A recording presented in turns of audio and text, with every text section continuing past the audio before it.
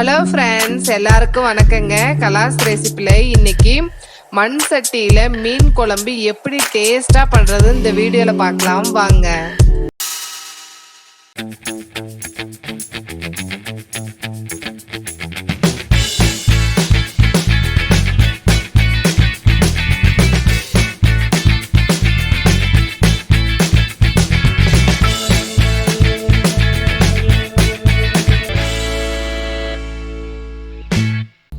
மண் சட்டி ஹீட் ஆன உடனே 3 டீஸ்பூன் கொத்தமல்லி விதை, 3/4 டீஸ்பூன் கடலைப்பருப்பு, 3/4 டீஸ்பூன் உளுத்தம்பருப்பு, 1 டீஸ்பூன் ஜீரகம், 1/4 டீஸ்பூன் வெந்தயம், காரத்துக்கேற்ற வரமிளகா நான் 7 சேர்த்துருக்கேன்.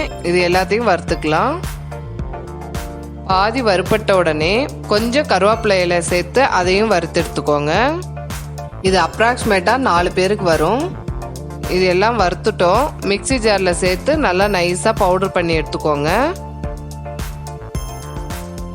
பவுடர் பண்ணிட்டோம். இது இருக்கட்டும். ஒரு பவுலில் பெரிய எலுமிச்சப்பழம் அளவுக்கு புளி எடுத்து ஊற வச்சிடலாம். இது ஊறட்டும். கடாயில் கொஞ்சம் நல்லெண்ணெய் அதிகமாக சேர்த்துக்கோங்க. எண்ணெய் சூடான உடனே 1/2 டீஸ்பூன் வெந்தயம் சேர்த்து நல்லா பொன்னிறமாக வறுத்துக்கோங்க. கண்டிப்பாக வெந்தயம் பொன்னிறமாக மாறணுங்க, அப்போ தான் கசப்பு இல்லாமல் இருக்கும். 1/2 டீஸ்பூன் ஜீரகம் பொரிஞ்ச உடனே 1/2 முழு பூண்டு இடித்து எடுத்து வச்சுருக்கோம். அதை சேர்த்து நல்லா எண்ணெயிலே வதக்கிக்கோங்க. பூண்டு வதங்கிருச்சு. க்ளீன் பண்ணி எடுத்து வச்சிருக்க ஒரு கப் அளவு சின்ன வெங்காயத்தை சேர்த்து அதையும் நல்லா எண்ணெயிலே வதக்கிக்கோங்க. இது அப்ராக்சிமேட்டாக 200 கிராம் இருக்கும். பாதி வதங்கின உடனே இந்த மாதிரி பாவு பாஜி கரண்டியில் நல்லா நசுக்கி விட்டுக்கோங்க. வெங்காயம் வதங்கிருச்சு.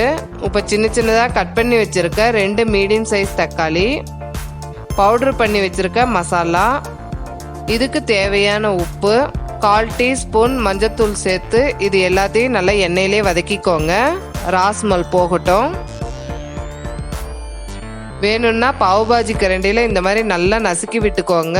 உங்களுக்கு கிரேவி திக்காகவும் கிடைக்கும், டேஸ்டாகவும் இருக்குங்க.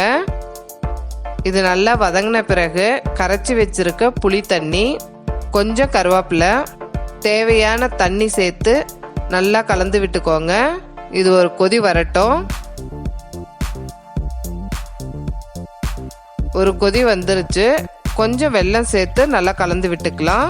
இன்னொரு கொதி வரட்டும். குழம்பு கெட்டியாயிடுச்சு. இப்போ க்ளீன் பண்ணி வச்சிருக்க சங்கரா மீனை இதில் சேர்த்துக்கலாம். ஸ்டவ்வை மீடியம் ஃப்ளேமில் வச்சுக்கோங்க. இது 10 நிமிஷம் இருந்தால் போதும். மீன் நல்லா வெந்துடும். இது இருக்கட்டும். பாருங்க, குழம்பு நல்லா கெட்டியாயிடுச்சு. மீனும் நல்லா வெந்துருச்சு. நம்ம வீட்லேயே மசாலா வறுத்து அரைச்சி செய்யும் போது, அதுவும் மண் சட்டியில் செஞ்சு சாப்பிடும் போது டேஸ்ட் அவ்வளோ நல்லா இருக்குங்க.